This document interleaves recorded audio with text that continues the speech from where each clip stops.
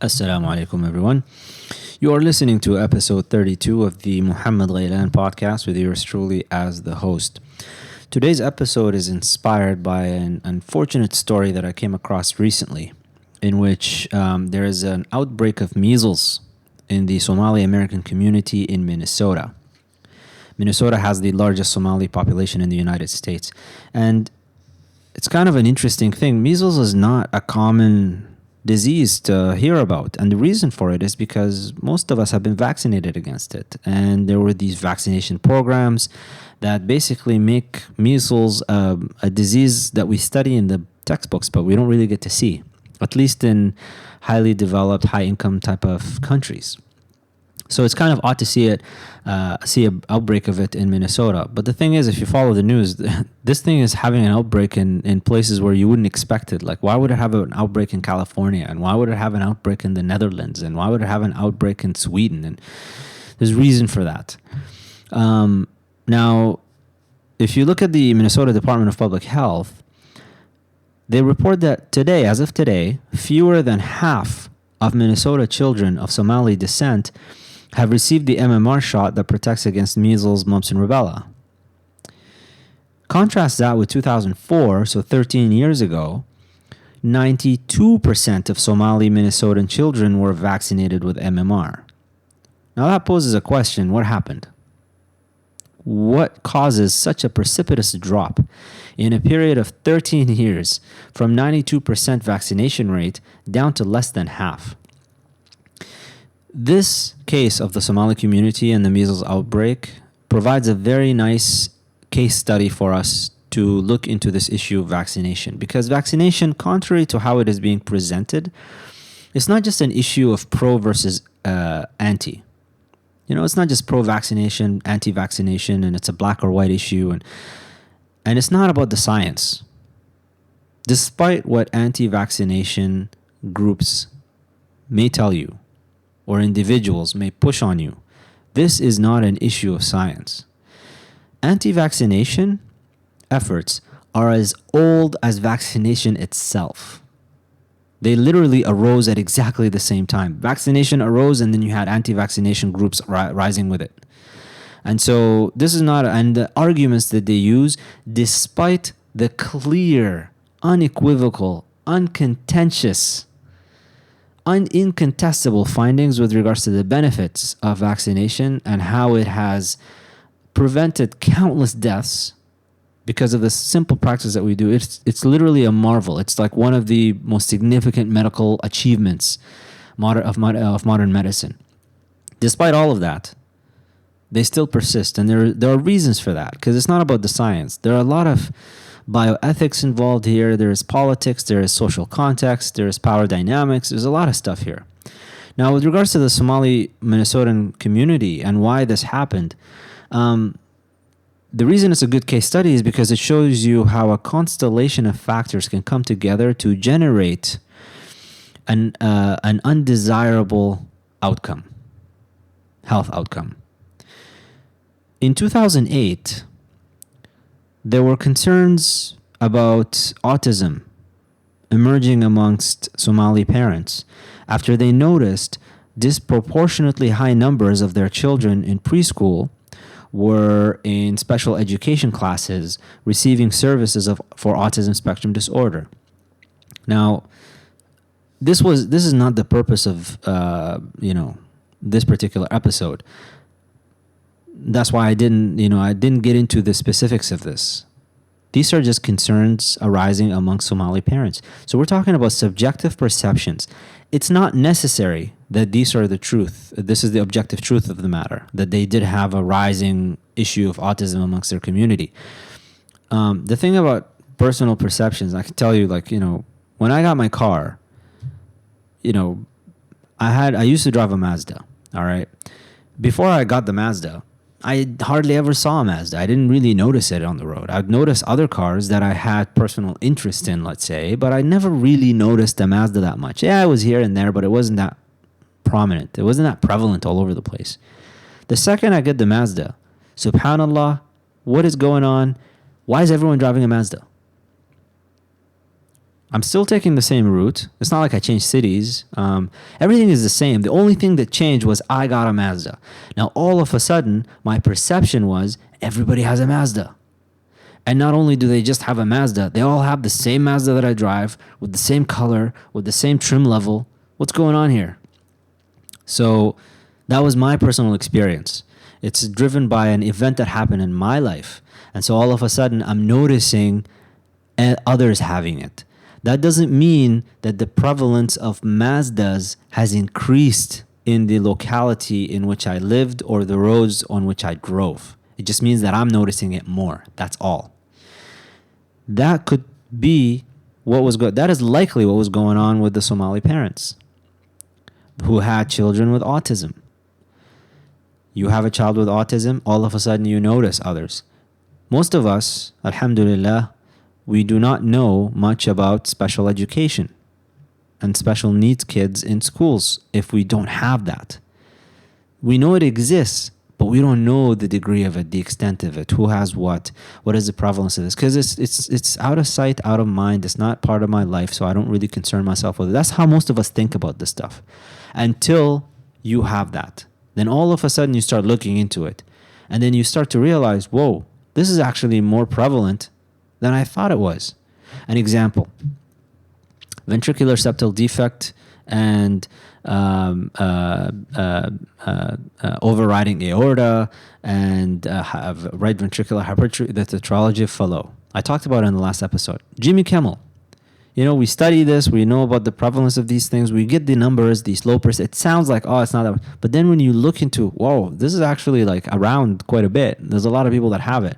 To the idea that a lot of kids, when they're born, they have murmurs, right? And the reason for that, there are medical reasons for this, but then you don't think about this stuff if it doesn't happen to you. Now, the thing with the Somali parents that are seeing this and they believe perception doesn't have to be reality, but it's their reality. That's what they see. You can't just say, oh, you're just imagining things. They think that that's going on. So who do they turn to? They actually try to turn to their medical professionals. And this particular case is an example of the failure of the medical community to take care of its patients, to take care of the people that they're supposed to be taking care of. Asli Ashkar in this article on NPR that talks about this. I'll put the links for articles and things in the show description. Asli Ashkar is a senior RN consultant with the Minnesota Department of Health in St. Paul, and he commented on this situation, and he said that in the Somali language, we don't have a word in our language that translates to autism. So when this started, we were like, what is this? But doctors weren't listening or spending time to explain. That's it. That's an interesting thing to put yourself into. Just, put yourself in the shoes of somebody. Now you're seeing your kid is developing this condition and they're telling you in that language. Let's say your mother tongue is not English. They're telling you in English your child has autism. You try to look for it in your mother tongue. What is this autism thing? You try to find a translation. There's no translation. So now it's this, you have a child with special needs. And not only that, you have no name for it. So it's even more mysterious and it's more scary. And add to it that it develops suddenly, potentially, and you don't know why it happened. And part of human nature, human psychology, we like to find out why, especially if it has to do with us. And to answer the question, did I do it? Am I the cause of this? Now, when they go to their general practitioners, they go to their pediatricians or their primary care physician, and they try to talk to them. In a busy practice, a lot of physicians, what do they have? 10, 15 minutes to talk to you? Now, Asli Ashkar says in the article, in the interview, that for us Somalis, if we see that you're busy and you're in a rush and you're trying to get through, we're just shut down. We're not going to talk to you, especially with something this sensitive, especially if I have a fear that I might have something to do with this. It needs time. Now, this is not to place the blame totally on the physicians. It's just the nature of the medical system right now and the shortage of doctors. And there's a lot of reasons for it. But just to give you kind of the context of what's going on here. So you have these parents coming in. They want to find out. They have questions. They have concerns. They're going to their primary care physicians. They're not able to divulge and explain and ask questions. So they're leaving with the same questions that they came with. They have no answers. And it just so happened in 2008 that this coincided with an unfortunate visit. And it was a visit from Andrew Wakefield. Andrew Wakefield is this former physician, former surgeon from the UK, and he used fraudulent research to argue that the MMR vaccine causes autism. He happened to be visiting Minneapolis at the time, and he teamed up with vaccine skeptical groups to raise concerns about the MMR shots. And that fueled the fears within the immigrant community, who they wanted to turn to their primary care physicians, but they did not have a listening ear. And now all of a sudden they have a listening ear from this individual. Andrew Wakefield. Who's Andrew Wakefield? Maybe it's a good idea to just give you a little bit of background on who Andrew Wakefield is so that you know what this is about. Because this issue there's a lot of misinformation out there, but you need to have this general context so that you understand what's at stake here. Andrew Wakefield is a former British surgeon, and he first attracted attention internationally when he published a paper proposing a link between the measles virus and Crohn's disease in 1993. He was a gastroenterologist. And Crohn's disease, if you don't know what it is, it's an inflammatory bowel disorder, and it affects any part really of the gastrointestinal tract. It could be all the way from the mouth down to the anus, anywhere. It could have this inflammation, and it has multiple reasons for it. It could be genetic predispositions, environmental factors, and inflammatory. So it's an immune-driven thing, and it's quite painful. And it could it could manifest in many ways. The signs and symptoms include abdominal pain, diarrhea, which could be bloody in severe cases. You have weight loss. You can have anemia, and there's no cure for it. If you have it, you're an unfortunate soul who has to put up with a lot of pain and just symptom management. So Andrew Wakefield was doing research on this, and he tried to propose a link between the measles virus and Crohn's disease in 1993. So that was his first hypothesis. That was a paper he published. 2 years later, in The Lancet, he published another paper where he tried to propose a link between the measles vaccine and Crohn's disease. So, okay, maybe it's not the virus itself, because we don't have the virus anymore. The prevalence of Crohn's disease is much bigger than the prevalence of measles infections. But maybe it's the vaccination. Subsequent researchers who looked at his hypotheses, the first one was just the measles virus and the measles vaccine itself, they tried to replicate it. Just like the case goes with any good scientific research, you want to get replication done. So they tried to replicate and see if this hypothesis pans out, any of his hypotheses pan out. They failed. They couldn't make it work. So normally, what you would do in this case is you would take that and just throw it out the window. Like, all right, it's an idea, nice try. It's a disease that we don't have an etiology for, like what's going on exactly, so that we can solve it. But all right, we tried, we failed, move on. He didn't move on. He did not move on. While he was still conducting this research on Crohn's disease, he was approached by a parent of an autistic child who was seeking help for bowel problems. And there is an increased prevalence, by the way, for children with autism spectrum disorders, that they have bowel problems. So this parent approached Wakefield and tried to see what was going on with that. Now, Wakefield turned his attention to researching possible connections between the MMR vaccine and autism. So this guy was on a mission. He just wanted to figure out the link between the MMR vaccine or the MMR virus or whatever thing to do with MMR so that he can just take it down. I don't know the background of it. I haven't found it. I don't know why. What is this mission that he's on? Why is he so obsessed with measles and MMR? And there's something, and it's not rational, because none of his science has panned out. People have tried to replicate it, didn't work out.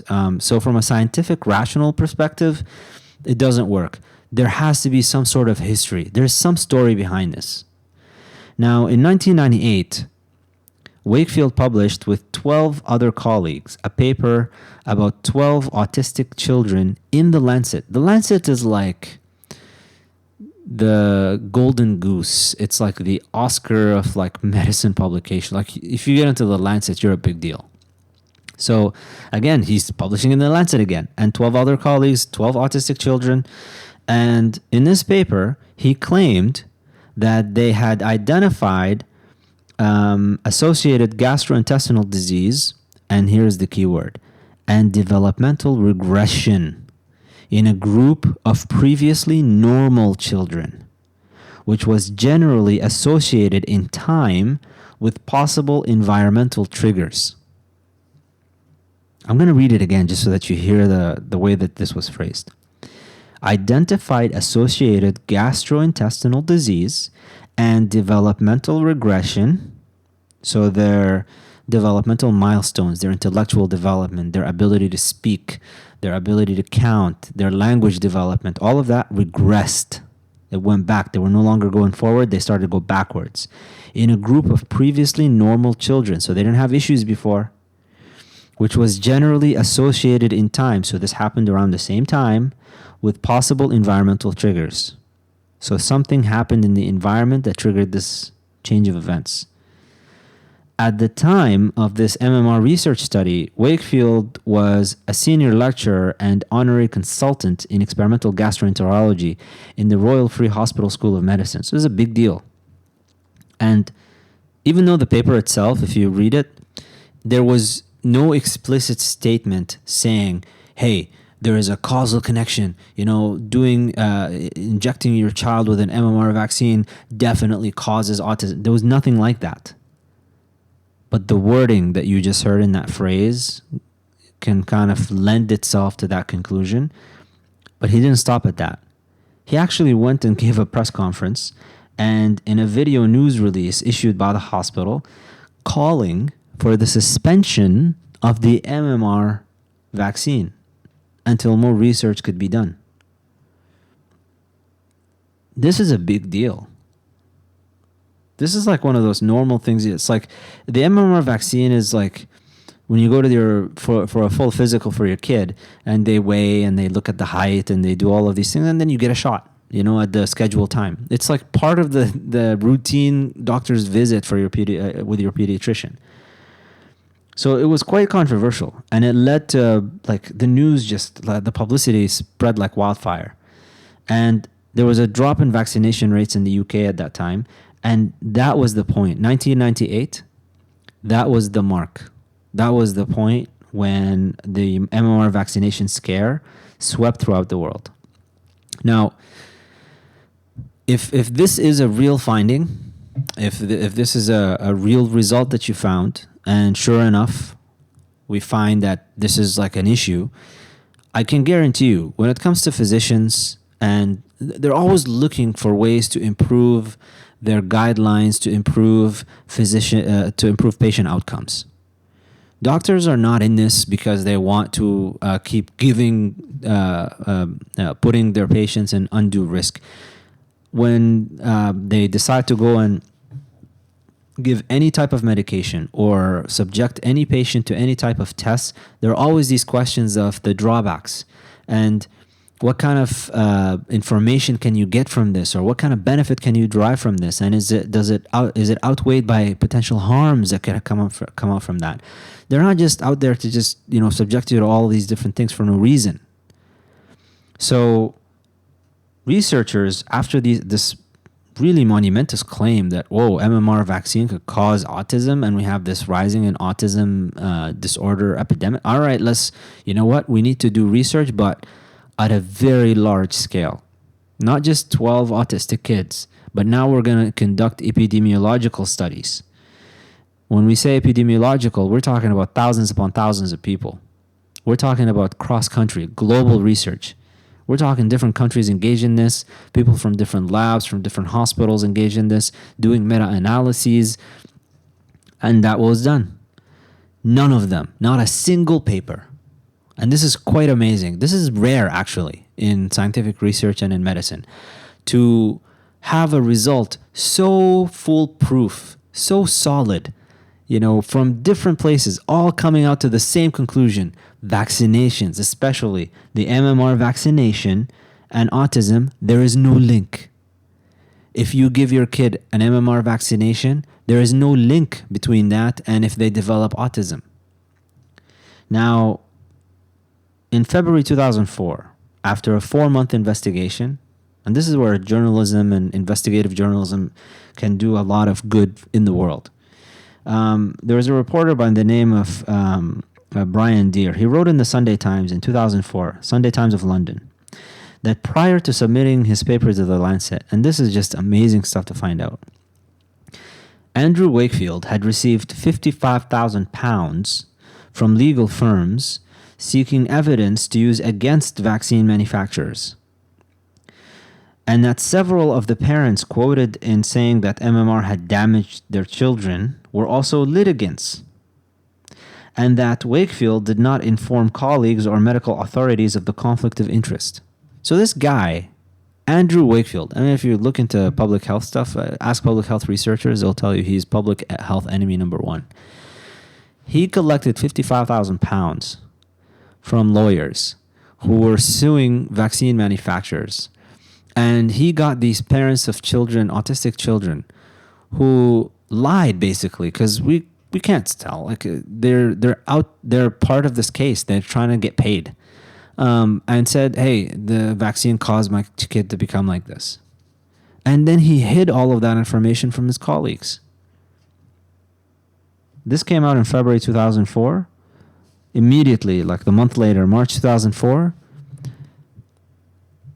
10 of his co-authors retracted their names. So I don't want nothing to do with this. If that's the case, this is not what I thought it was. It was under false pretenses that I published this with this guy. I no longer want to be part of this. And in 2007, Wakefield and 2 of his co-authors were charged by the General Medical Council.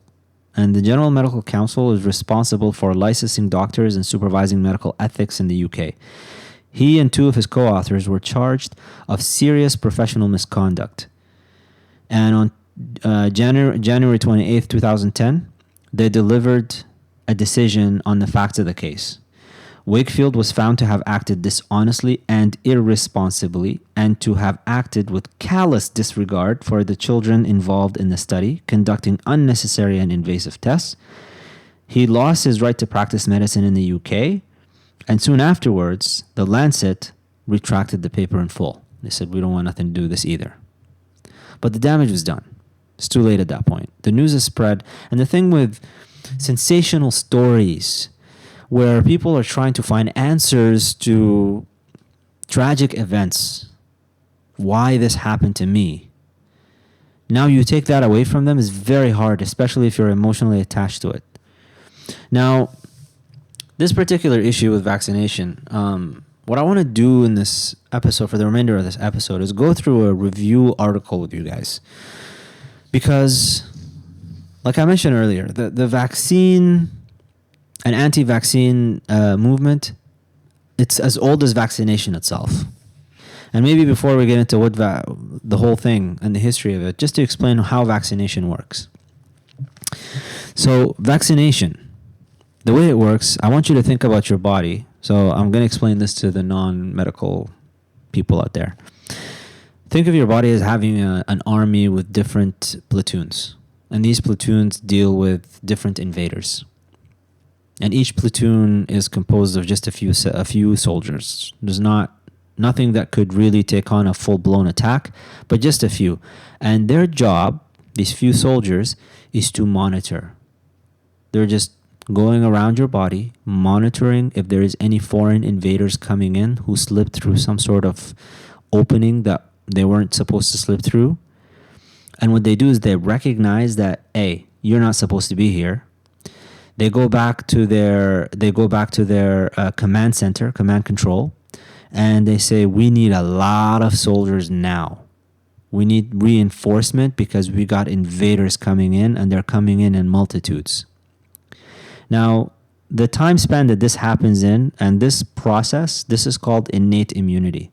So this is the initial part of your body just having these cells recognize foreign invaders and then saying, we need to recruit a lot more. We need to make a lot more soldiers so that we can deal with this incoming invasion. This invasion is your infection. That takes between 7 to 10 days. Now, as great as this is and as nice as it is, it doesn't really work for all types of invasions that well. Some invasions, some infections, their incubation period, so the period that they need basically to exert the damage that they need to exert, and to cause so much damage in cases that it could even lead to death and high mortality rates, would be less than the 7 days. Your body is actually too slow in some cases to respond to these things, and you end up suffering a lot of damage. And sometimes the damage that you suffer is irreversible. So in the case of polio, for example, you could end up with paralysis. So what do? What we can do is we take something like polio, take a portion of it, right, and introduce it to your body. This portion is not going to cause the damage that full-blown polio would cause, but what it will do is it will allow your body to recognize it. So we take a portion of it that's always associated with the polio virus, and we introduce it into the body.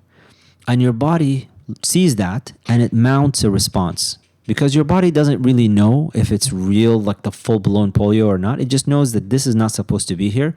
So it starts to make a lot of cells just to respond to it. It basically gets the reinforcement of that platoon ready-made, good to go. What this does is it prepares your body in case you get infected with the actual virus to respond to it immediately, very quickly, and eliminate it right away before it can exert the damage that it could exert on you. That's what vaccination is. So the reaction that you have initially after you get vaccinated, a lot of people feel like, oh, why am I getting sick after I got vaccinated? I'm getting a fever and all that. You're not getting sick. What's going on is that your immune system is generating all of the defense mechanisms. It's reinforcing the platoons. Now, part of that, because your body doesn't know that it's not a real infection, is it thinks it's fighting the real infection. So it releases substances, it releases cytokines, they're called, so that it can raise your body temperature, because a lot of these viruses and bacteria and invasions and infections, they're very sensitive to temperature, and they evolved to be working optimally, to damage you optimally at normal body temperature. So your body raises its temperature as a defense mechanism to kill it off. And that it works in a lot of cases that way. So your body doesn't know it's not a real infection, but it knows that I got something foreign, so I'm going to raise my temperature as part of the defense mechanism. You experience that as I'm being sick, but you're not actually sick. Once that subsides and goes away, now your body is ready. It had a good practice round, basically. That's what vaccination is. It's a practice round in case you get the actual infection to deal with it next time very quickly and decisively. So that's what happens with vaccination. Some of us have a stronger reaction than others, but we're better for it at the end. Do complications occur? That's the question of people. Do some people experience negative complications as a result of vaccination? Yes, that can happen. But if you look at the rates of how often that happens, it's like 1 in a couple of million type of thing, as opposed to 1 in every 1,000 dying if you got the actual infection.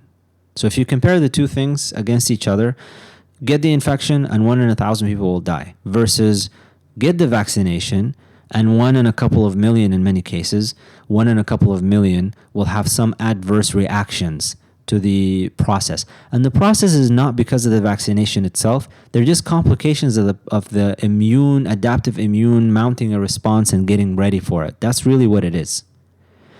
Now, there's an important thing to keep in mind. In comparison to other, and this might be brought up a little bit later again, just to reinforce the idea. In comparison to other health interventions, if I tell you, for example, that in order for you to lower your blood pressure, I need you to improve your diet, to get to exercise, to, if you're a drinker, to stop drinking or to lower your drinking. Whatever. I can give you all of these different recommendations to improve your health outcomes. That is just about you. But when it comes to vaccinations, there's something called herd immunity. And what herd immunity means is your vaccination is actually protecting others as well. Because as part of the vaccination schedule, not everybody can get the vaccination at the same time. There are children that need to go through a period of time. So some vaccinations, they can't get it before they're 3 months old, or before they're 6 months old, or before they're a year old. There's a schedule for that. And that schedule is also thought out. It's not just arbitrary. It has to do with their developmental milestones and how their immune system is developing, how long their acquired immunity that was passively passed on from their mothers before they were born, how long that lasts in their system. I mean, there's a lot of things involved in determining what the schedule of vaccination is. So there's a period of time where some children may not be vaccinated, not because their parents refused, but because they just didn't get to that level. They're not at the age of the appropriate age of getting vaccinated. What you do when you get vaccinated is you prevent yourself from becoming a source of infection for those people who are not vaccinated. And that's what herd immunity is. You basically eliminate the presence of that infection source for others who are unable. Some other people may not be able to be vaccinated because they're undergoing cancer treatment. And vaccination requires an immune system response. So there could be multiple reasons, legitimate medical reasons why somebody is not vaccinated. By you vaccinating yourself, you're eliminating yourself as a possible source of infection for other people. So there's actually a greater public good that comes out from you vaccinating yourself and your children against a number of diseases. So that's how vaccination works generally. This herd immunity only works if you keep up with the schedule properly, so you do the vaccination at the proper time, and also you keep up with the booster shots. Because some vaccines require, so for example, I'm getting, just as part of the medical school requirements, I have to get hepatitis B vaccinations. And so there's like 3 different shots at 3 different times that you have to get. And the reason for it is because that's how many times you need to be exposed to the vaccination for your body to mount an adaptive immune response, to be ready just in case you ever get exposed to this so that you don't become infected. So you have to keep up with the booster shots. You have to keep up with the primary shots that you get so that you can protect yourself that way. Like I said, is there a possible chance that somebody might have a complication? Yeah, there is. It's very minimal, very low, almost insignificant, very highly unlikely. But it's one of those things that we can't predict who it might be, that 1 out of every 2 million. We don't know who it is. There's no way for us to know. And some people it resolves just fine, some people it doesn't. But this is one of those practices where it's not just about you, it's about the whole community. And that's the challenge with this.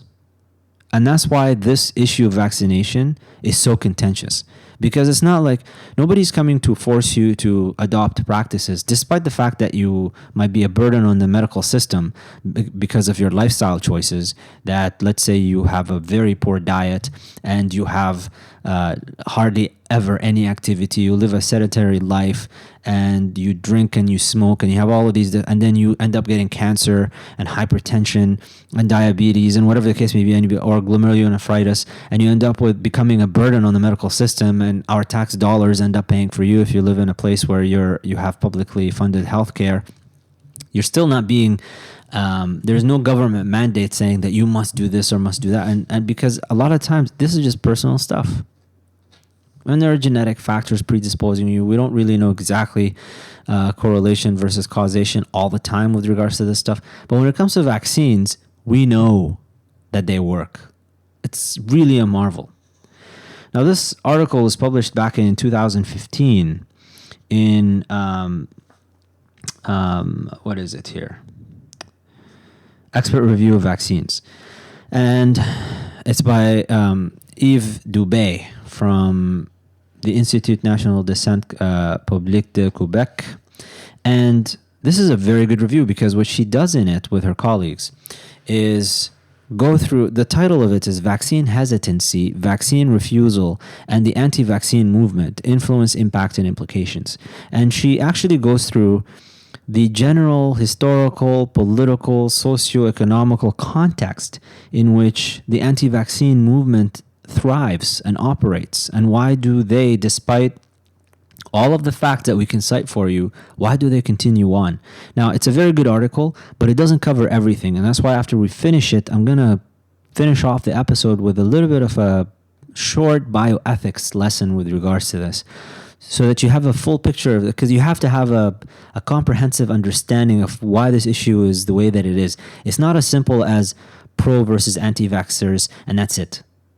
And you could just spew off a number of facts about how vaccinations are good and they don't cause autism, and how these people are silly and they're being irrational. It's not that simple. Now, many studies have shown that parental decisions to use or avoid immunization for their children are complex, and there are multi-dimensions to it. And they include contextual determinants, like I mentioned. So there are broad influences such as communication and media. There's religious values, social norms, health policies, and there are also organizational determinant factors related to the accessibility and quality of vaccination services, and individual determinants such as the parents' knowledge, attitudes, beliefs, or socio-demographic characteristics. So there's a lot of issues here that come in and intertwine together. The studies also have shown that vaccination acceptance behaviors appear to be on a continuum, and they range. So it's not just pro and anti. They range from active demand for vaccines to complete refusal for all vaccines, rather than as a dichotomous pro versus anti-vaccination perspectives. So between these two extremes, you have this vaccine hesitant parents. And these are the parents that a lot of people don't talk about. Vaccine hesitant parents may refuse some vaccines but agree to others. They may delay vaccines or accept them according to the recommended schedule, but feel unsure in doing so. And while only a very small proportion of parents are estimated to have strong anti-vaccination convictions and be outright refusers, so just to give you an idea, less than 5% are outright refusers. But a larger proportion of the population in the US are vaccine hesitant. And the latest estimates from studies are about a third. So 33% of parents in the US are vaccine hesitant. And this is a very delicate portion of the population to deal with, because they can be swayed either way. And they're actually, if you look at some of the cognitive biases that can come into play, they're much more easily swayed to be anti. And that is going to be catastrophic if that's the case. Now, in high-income countries with well-established immunization programs, it is often argued that vaccines are victims of their own success, with the decline in vaccine-preventable diseases resulting in parents having no direct experience with the illnesses anymore. Hey, think about it. When was the last time you saw measles or polio? Nobody ever sees polio anymore. It's eradicated in most places. But that's what gets people to stop taking them. I don't see polio. So I don't, why do I need to get it done? Why do I need to get the vaccine for it? Now, I've never seen mumps or rubella, so why bother? And therefore, the fear of risks for of vaccines in that case may be more prominent than fear of the disease, the diseases themselves that the vaccines prevent. There's a problem with this argument, though. In low and middle income countries, where they still see some vaccine preventable diseases and they experience the imminent health threat that they have, the argument doesn't explain why there is also a decrease in the acceptance of some or all vaccines in these settings, because we're seeing that happening over there as well. And that may be explained, though, by the interconnectedness of the world. It's very easy for a lot of people now to gain access to the internet, to read and be exposed to anti-vaccine misinformation. So maybe that's why they have a decrease, but it still doesn't explain. I mean, you're seeing the diseases, and you're seeing that people that have been vaccinated are not getting them. So what's going on there in most cases? Now, the erosion of parents' trust in vaccines is also linked to the many controversies and scares that have been brought to the public attention by the media and kept alive by anti-vaccine activists. This is the purported, and a lot of people think about measles and the link between measles and autism. There's actually one that happened in the 1990s in France, where there was a scare linking the vaccination of the hepatitis B vaccine with multiple sclerosis. When that happened, people freaked out. They don't want to get the vaccination anymore. Numerous studies afterwards conducted. They could not find a causal evidence. But that's what people remember, the scare. Fear is a very strong motivator. It's such a powerful force. Now, despite any studies that we can have and just giving facts, it still doesn't matter. Why is that? Well, look back into the past. And this is one thing that I want you, if you stop listening after this bit, that's okay, because then you would understand that this is not about the science. Despite what people say, it's not about the science. There is history of this, and it started in the past. It started even in the 1800s after Edward Jenner's demonstration that cowpox could protect against against smallpox. And just to give you an idea of the history of how vaccination started. So, Edward Jenner noticed that there was a common observation that milkmaids were generally immune to smallpox. And he thought, okay, let's just do a hypothesis here. Maybe the pus in the blisters that milkmaids received from cowpox, and that's a disease that's really similar to smallpox, but it's not as virulent. Maybe that protected them from smallpox, because he just noticed that these milkmaids were not getting smallpox, and it was quite a prevalent disease amongst people. So on May 14th, and this is one of these things that, people in the past, when they didn't have biomedical ethics and ethics boards and stuff, the things that they did. Edward Jenner, on May 14th, 1796, he tested his hypothesis, and he took James Phipps. This was an 8-year-old boy, and it was the son of his gardener. He scraped pus from cowpox blisters on the hands of Sarah Nelms, a milkmaid who had caught cowpox from a cow called Blossom, and Jenner inoculated Phipps in both arms that day, subsequently producing in Phipps a fever and some uneasiness, but no full-blown infection. Later on, he injected Phipps with virulous material. That's amazing. He actually took smallpox and he injected Phipps with it. The routine method for immunization at the time, and that's how they tried to immunize people at the time. No disease followed, and Phipps was later challenged with virulous material again, and he showed no signs of infections again.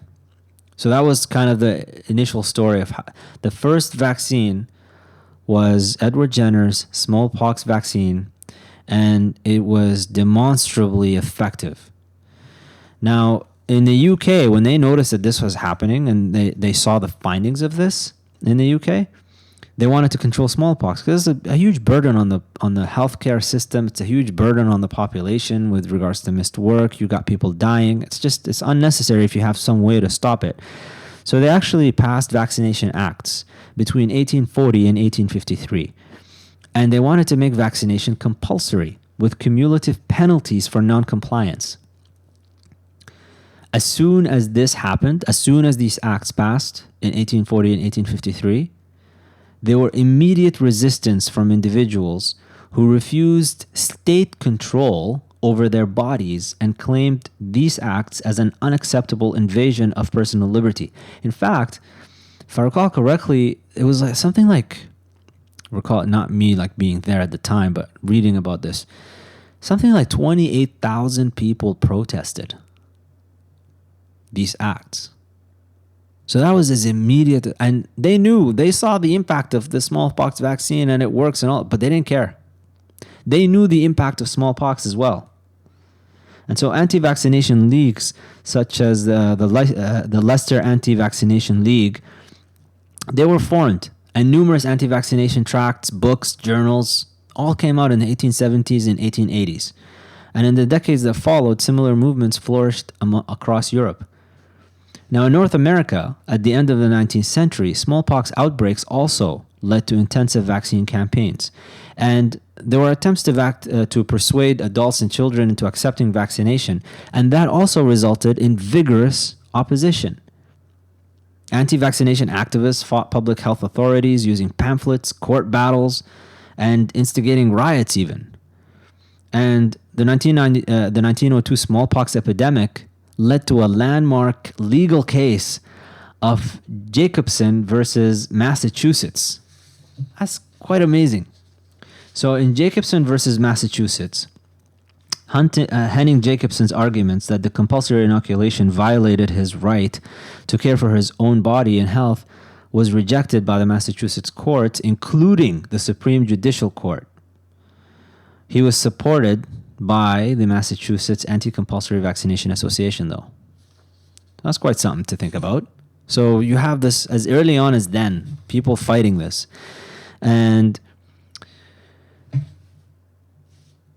the ruling that the state could, and that ruling basically was that the state could pass laws requiring vaccination in order to protect the public against communicable diseases. So this is where this issue of individual that I mentioned earlier, between the individual rights and the individual benefits. So if I tell you for your hypertension, for example, what you could do, versus I need you to get vaccinated because otherwise you're going to end up causing the death of countless people.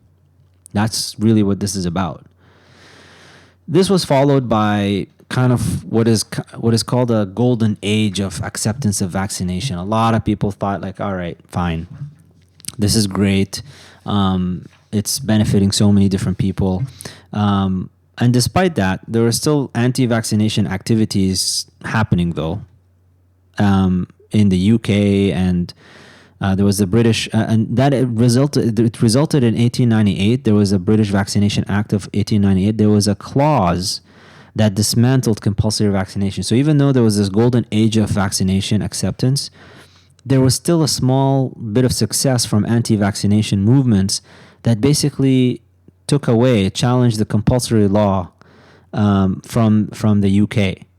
But in the US, after the mid-1920s, challenges to the compulsory law became rare. The 1970s, they saw the beginning of the push for large vaccination programs to control infectious diseases in low to middle income countries. And the expanded program on immunization was initiated by the World Health Organization in May of 1974 with the objective to vaccinate all children throughout the world against 6 killer diseases. And these were polio, diphtheria, tuberculosis, pertussis, measles, and tetanus. So that was great. We're doing well up until into the 70s. Now, there was a vaccination controversy that happened in the mid-1970s, though, and that gave a way for the resurgence of anti-vaccination movements, and it was the Pertussis vaccine controversy. And it's often, by a lot of researchers in this field, they consider it the match that lit the resurgence fire of active anti-vaccination opposition in modern days. So we can trace not just Andrew Wakefield, but the anti-vaccination movements, the way that we see it today, back into the mid-1970s. And the controversy started in the UK after the publication of a report from the Great Ormond Street Hospital for Sick Children in London, alleging that 36 children suffered serious neurological conditions following DTP immunization, diphtheria, tetanus, and pertussis immunization. Now, this report garnered much media attention and triggered waves of public concern.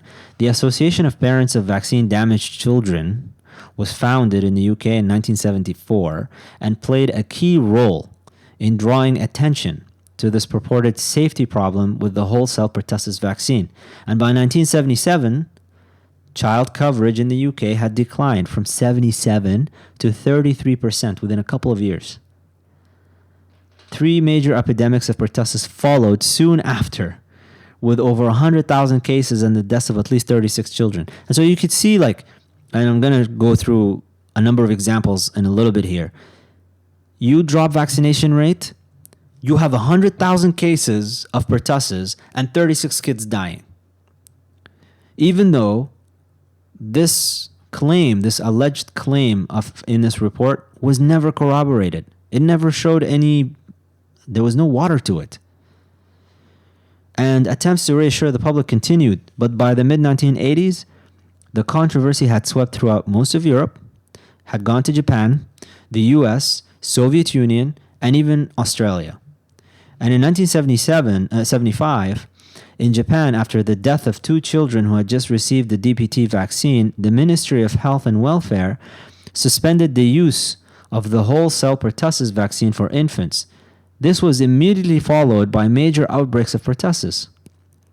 I mean, what more evidence? If we're thinking this is about reason, about rationality, about scientific evidence, what more evidence do you need? You're doing one practice, you stop doing it, a bunch of people get sick, and a bunch of people die. You go back to it, nobody gets sick anymore. I mean, this is as causal as you can get it. It's like the law of gravity. In the US, the anti-vaccine controversy began with the Emmy-winning 1982 documentary entitled DTP, Vaccination Roulette, that alleged the pertussis component was causing severe brain damage, seizures, and mental retardation. Once again, no evidence for this, but you have the production company, you can do a good documentary on it, people will just eat that up. Now, the measles immunization rates in children now plummeted from 90% in 1997 to less than 80% in 2004. And the previous pertussis scare with its associated drop in immunization rates, the same thing happened with the measles. MMR scare dropped the rates and followed by measles outbreaks and deaths. The underlying feature, if you look into all of these studies, by the way, and look into all of these different cases, there's an important underlying feature in all of them. And this feature was the asymmetrical power relationship between the target groups to be vaccinated and those responsible for the implementation of the campaigns that led in these instances to the attribution of undisclosed negative motives to these vaccination campaigns by local leaders in these communities. So basically, what's going on is you have people that don't have much power, people that are low socioeconomic status, people that don't seem to have the prestige or whatever position in there. It was just an asymmetrical power dynamic between the people that want to vaccinate and the people that are getting vaccinated.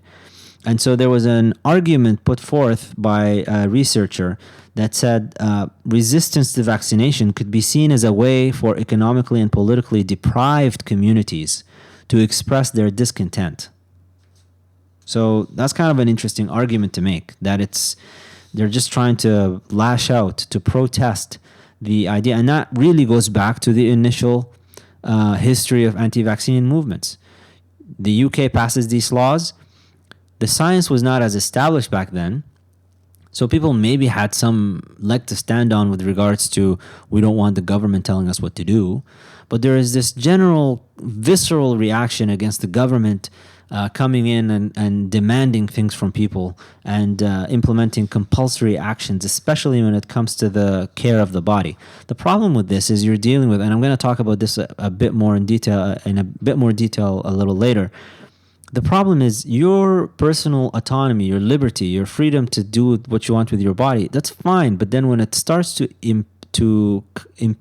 impede my freedom, that now I'm going to be put at risk because you're trying to take a risky action. There's a reason why, for example, drinking and driving is not allowed, and people get their licenses pulled. It's not because we don't want you. You can do whatever you want to do with yourself, but now you become a public hazard when you drink and drive. And so there has to be some law put into place to stop you from doing that. And if you do it, there has to be some repercussions for it.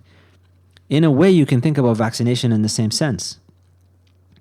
Now, there's an interesting thing about all of this. And just back to an initial point that I made about the vaccination hesitant. There was some research looking at, okay, well, those vaccination hesitant, what are they more likely to go? How are you more likely to sway them? Towards or against? And it showed that viewing an anti-vaccination website increased negative beliefs about immunization, whereas viewing a pro-vaccination website had a minimal effect on beliefs. So we're more, and this may have some evolutionary explanation to it from a psychology perspective, we're more attuned to negativity than we are to affirmative type of things. And it may have something to do with just a survival advantage.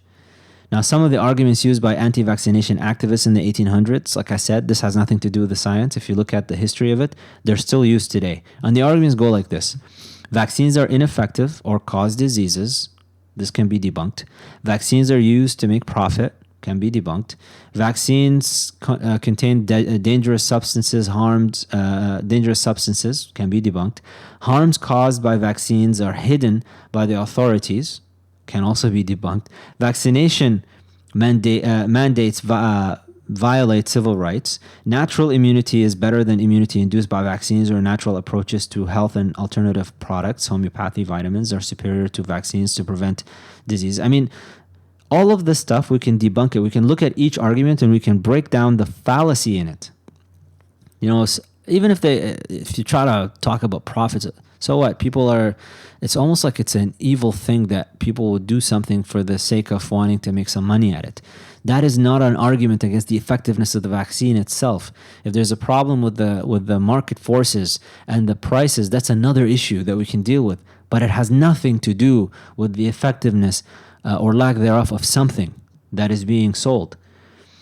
They propose that there are distinct differences, though, between anti-vaccine promoters then, so back in the 1800s, and now. In the past, anti-vaccine activists were mostly proletarians who were opposed to the state intervention in their bodies and their children's bodies. Anti-vaccination groups in today's world, however, at least in high-income countries, are mostly well-educated, middle and upper-income parents who claim the right to make an informed decision about vaccination. I actually disagree with this point from this review article. I think it's still the same thing.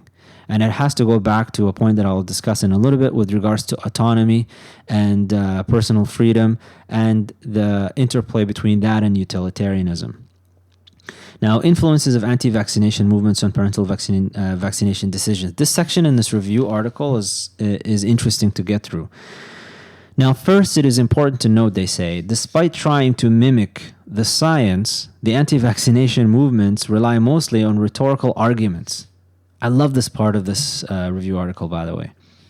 In many ways, anti-vaccinationism can be seen as part of a larger phenomenon of denialism, or the employment of rhetorical arguments to give the appearance of legitimate debate where there is none, an approach that has the ultimate goal of rejecting a proposition on which a scientific consensus exists, whether it is to deny evolution, climate change, or the fact that vaccines do not cause autism. Diltham and McKee have shown that denialists employ similar tactics, such as relying on conspiracy theories, using fake experts, purposefully selecting only supportive evidence and discrediting all other, creating impossible expectations of what research can deliver, or using logical fallacies. In addition, as argued by Kara, other means used by anti-vaccination claims include shifting hypotheses or continuously proposing new theories to attribute risks to vaccines, censoring the opinions of those who are criticizing these theories, and attacking their detractors either by personal insults or by filing legal actions. I mean, it's the Prophet ﷺ said, "Inna min al-bayani la sihra." That the Prophet ﷺ said that rhetoric has an intoxicating, magical quality to it that can veil the intellect and make people believe things that they really should not believe. Yet, they still believe it. And so they get into a bit of psychology. Why parents find these arguments, these anti-vaccination arguments, so appealing? And this is an important, if there's any, in this review article, this is the most important section of it, in my opinion, because it talks about the cognitive paradigm. Why do people believe the things that they believe? And it has to do, and this is basically psychosocial research, it has to do with cognitive biases, heuristics, basically, that can influence parents' perceptions about vaccination. So, for instance, I'll give you just some examples. There are many studies that show that individuals are more averse to the risks associated with an action. So getting possibly, so if I tell you right now, Remember initially when I mentioned, do some people find it, do some people have complications following vaccination? Now there are, and I give you a stat of, let's say, 1 in 2 million, versus not getting vaccinated, getting the disease, and having a risk of 1 in 1,000 of getting a complication that could be possibly brain inflammation or death even. Which one are you more comfortable with? One of the cognitive biases that people have is that we are more inclined to not get the vaccination and put up with the risk of possibly getting a disease with its elevated risk of 1 in 1,000 versus getting an unsafe vaccination, a possibly unsafe vaccination that has such a low risk of, let's say, 1 in 2 million.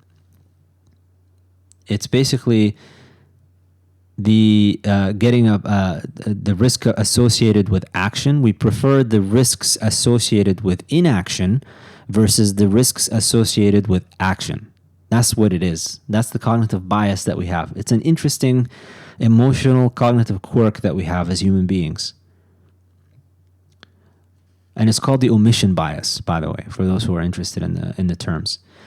Another important bias that could be triggered by anti-vaccination activists, and it's called the coincidence dragon, or the propensity to attribute every event occurring after immunization to be caused by immunization.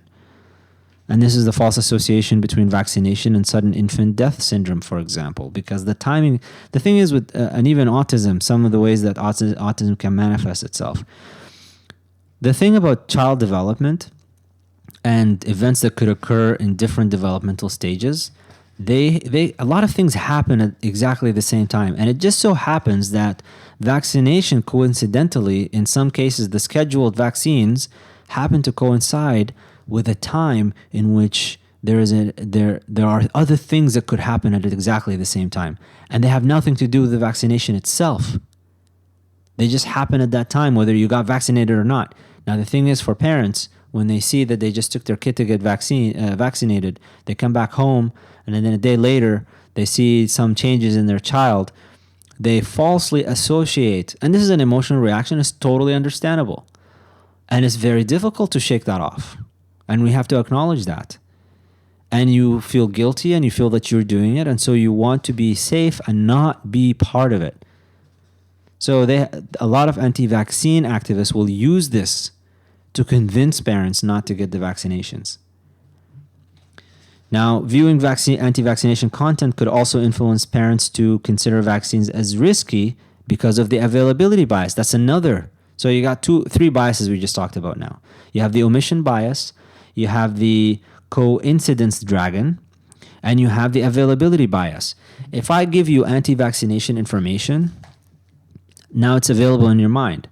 So your propensity to judge something as frequent is if it's easily recalled. And we mentioned a little bit earlier that we are more attuned to negative information than we are to positive information. Now, I guarantee you, a lot of you guys listening to this, you already forgot about the association between, or the positive things that I mentioned about vaccinations, and you remember the negative things. So when I tell you that people stopped taking this vaccine and you had 100,000 incidents of measles all of a sudden, and 100,000 incidents of this, and that many people died, you will remember all this information. But if I tell you positive things about, can you tell me how vaccination works? You're just like, oh, what did he say? Something about soldiers and something about, they're coming in and they're gonna take care of this infection and something. Like, you're not gonna remember it as readily, but you remember the negative information more readily. Anti-vaccine activists heavily rely on this, and you will judge something as frequent based on how easily you recall it. I'll give you an example.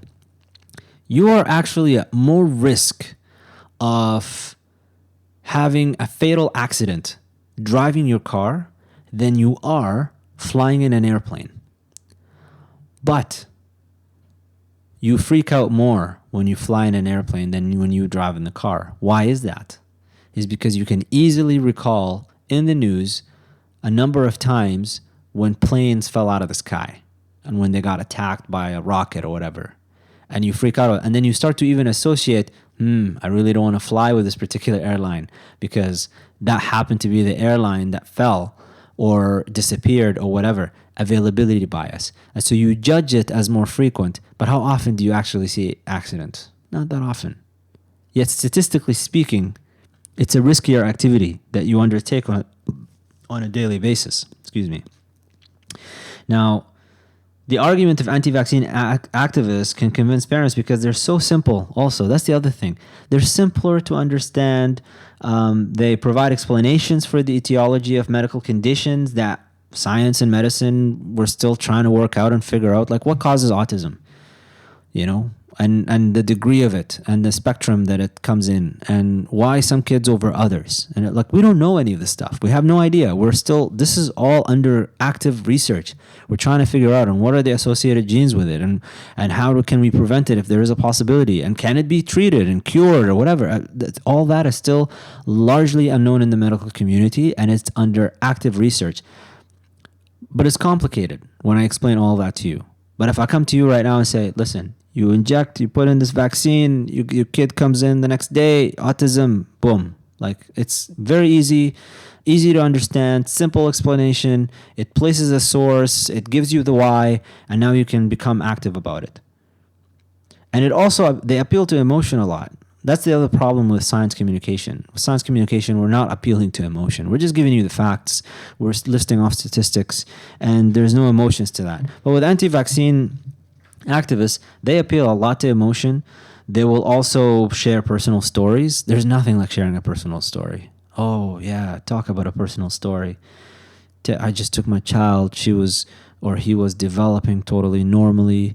They were having conversations. They were starting to learn their alphabet. They were doing all of this. Then I took him to the pediatrician, gave him the injection. They came back home. They got a little bit feverish, and then they haven't said a word ever since. And they started to engage in these repetitive actions. And my kid is autistic now, and it's because I gave him. So if I share with you the story, it has a lot of, and if I do it with, alhamdulillah, I don't have that situation with me. May Allah save us from it. But if I bring you somebody to share you the story and give you the associations and it's emotionally charged, it's over.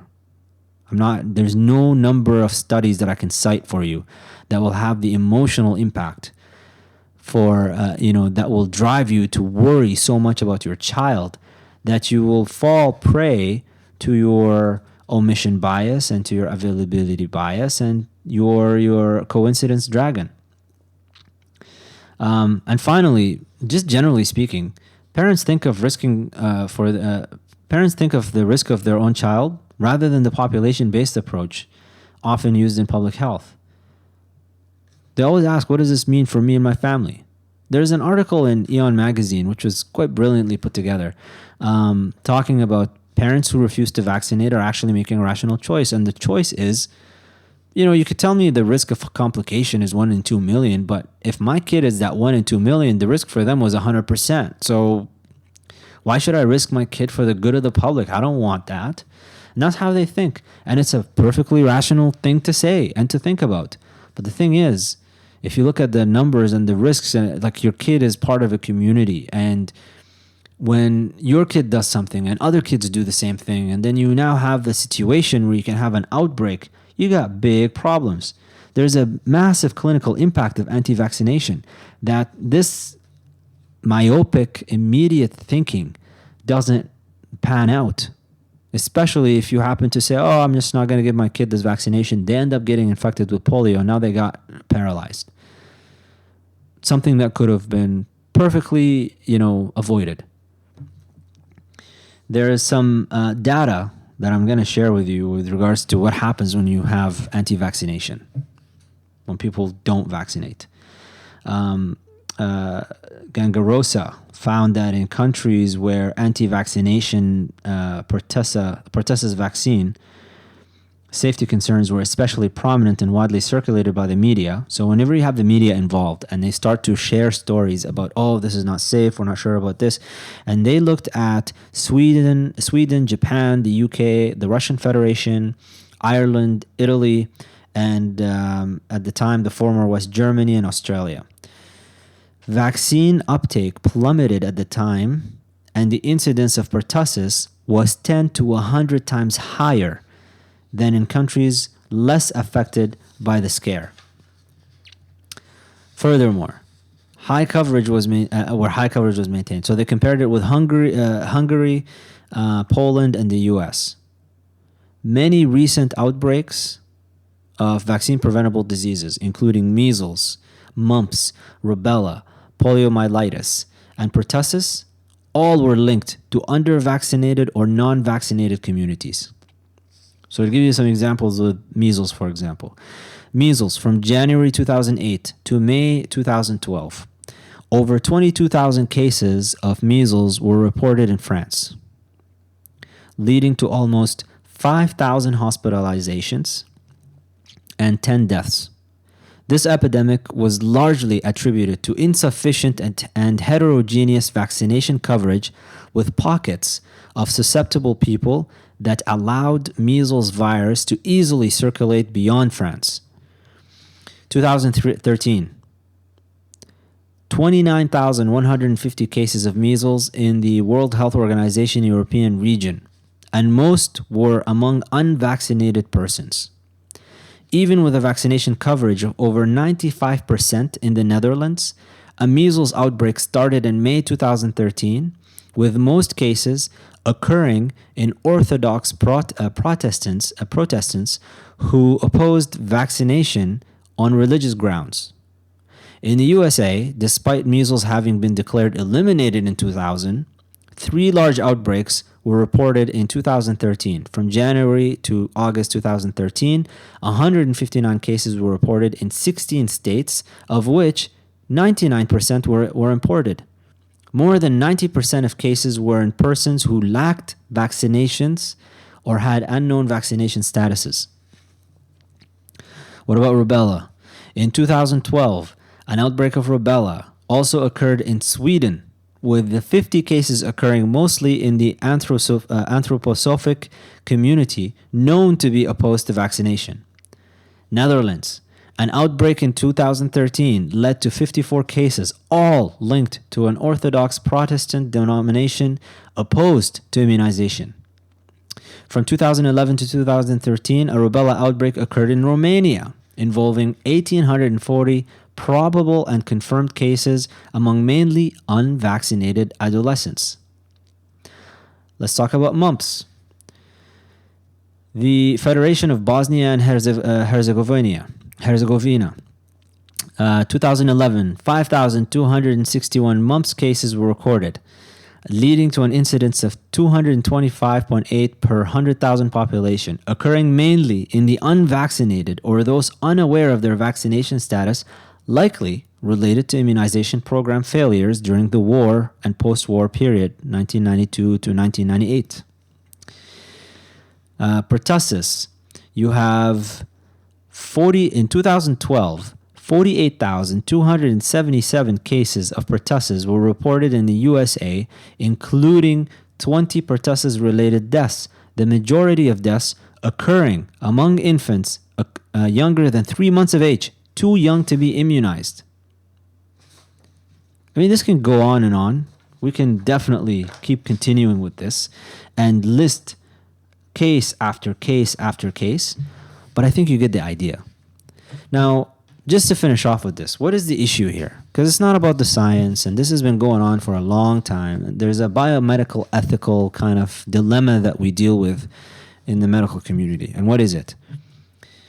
Patient autonomy is really important. We want to make sure that the patients are the ones who decide what type of treatment that they get, that they have the freedom over their body, and that we do not force anything upon anybody. That's kind of the thing that we go with. But then on the other hand, we have autonomy, respect for autonomy, respect for person's autonomy. And so you give them all of the information needed, and hey, if they want to die, it's their choice.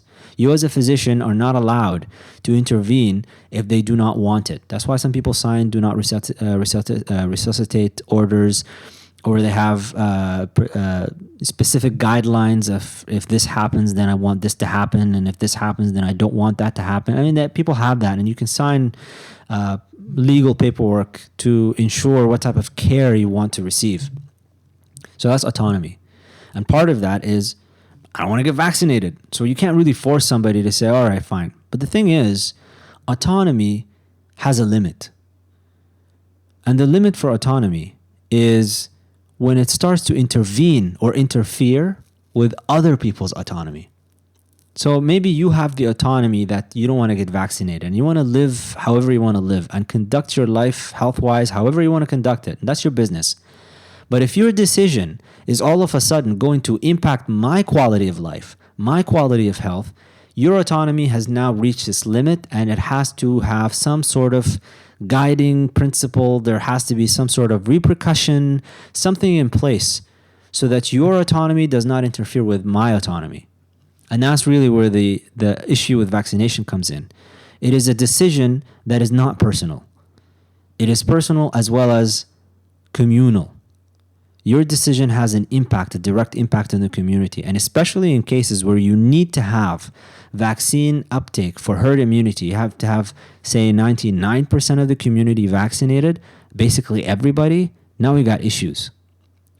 So this decision for governments to mandate, I personally, I actually think that it's perfectly within reason, within the line of make it mandatory or give some sort of penalties or something for people. I mean, in California, they passed a law that you cannot have your children in public or private schools if they're not vaccinated, and so there was a rise in homeschooling. Fine, whatever. People say like, oh, you're preventing kids from having education. No, we're not preventing the kids from having education. They have access to education. It's homeschooling education. That punishes the parents because the parents now, let's say one of them cannot go and get a job because now they have to do homeschooling for their kids. Okay, fine. They still exercise their choice. They still have the autonomy. They said, all right, we don't want to vaccinate our kids. That's fine. Don't vaccinate them, but do not bring them into the community, because now they're going to pose a risk on everybody else. The thing about vaccination is that even if you get the shots, the primary shots, and you get the booster shots, and you're fully vaccinated, you're still not 100% protected, because for some people, the vaccine just doesn't uptake for whatever reason. I mean, some people get the hepatitis vaccine, for example, all the 3 shots, and then they go and they test for the antibodies to see if their body has produced the right soldiers for it, and they see that it didn't. It's not their fault. Their body just didn't react to it. That's fine. There are also cases of 90% vaccine uptake, but for whatever reason, people in close interactions with enough exposure to the virus, some vaccinated kids could also get it. So it's not a 100% for sure thing, but it definitely reduces the risk greatly.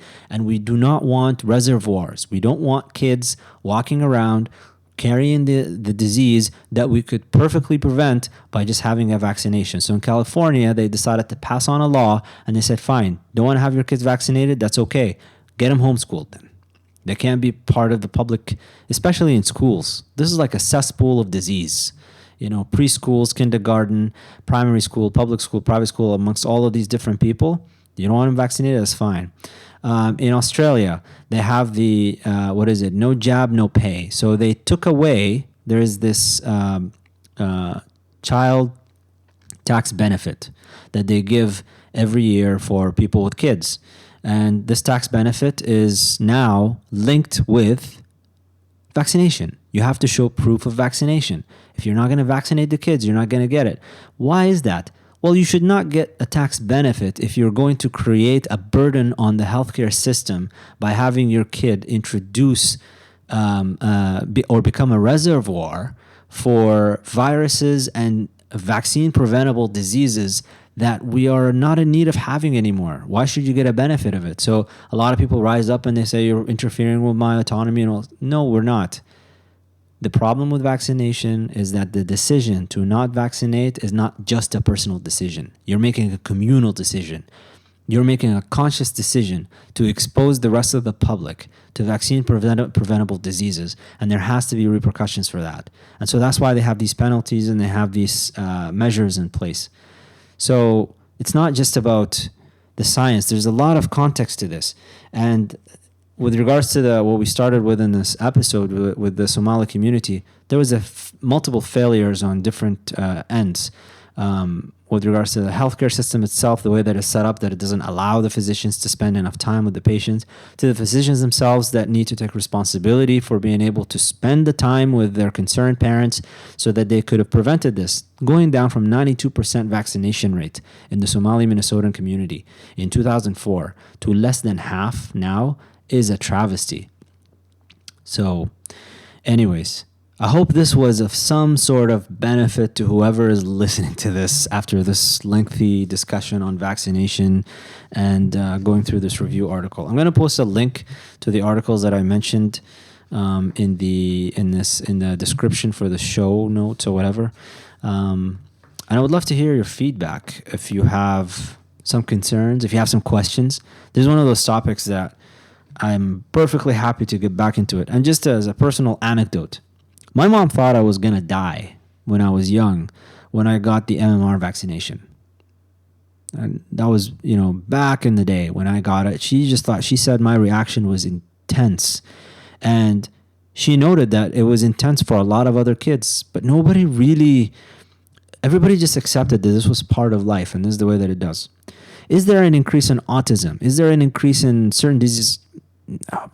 Is it about increase in this, or is it better diagnostic tools and better observation and better history taking, and it is a spectrum. It's not like one thing. What is it? What is the reason for it? Who knows? I mean, there are a lot of different reasons. I studied autism spectrum disorders in my PhD, and I focused on one aspect of it, Fragile X syndrome, and there was a genetic basis for it. So there was a clear explanation to that form of autism spectrum disorders. But what about the others? There are genetic components, there are environmental components probably, there are diet components, maybe, I don't know, who knows? It's still under study. But what we do know is that vaccinations, after multiple epidemiological studies, they're not the reason why somebody would get autism. I'll leave it at that. This may be extended to another part down in the future to discuss it a bit more, because there is more to talk about, especially with regards to the immune reaction and the adaptive immune response and the brain's reaction to the adaptive immune response. It could have a potential explanation there, but I'll leave it for another episode, inshallah. Twitter, my Twitter tag is Muhammad Ghailan.